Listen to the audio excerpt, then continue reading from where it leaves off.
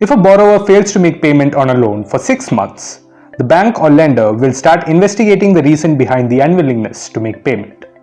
If it is found that the borrower finds it hard to meet the repayment of a loan due to some genuine issue, such as unemployment, then the lender or bank offers the borrower a one-time write-off of the loan. When a bank or lender writes off the debt of the borrower in this manner, it will be reported to all credit bureaus as a negative remark.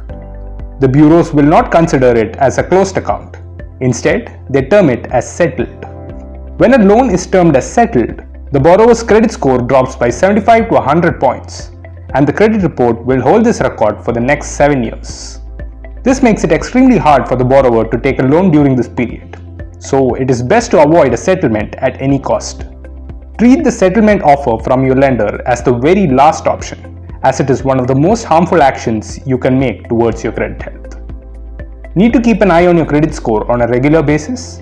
Well, all you need to do is sign up at the MyMoneyKarma website. We provide free access to your credit score, your detailed credit report, and personalized advice on how your credit can be improved. Moreover, checking your credit score with MyMoneyKarma is a soft inquiry, meaning it does not have any impact on your credit score.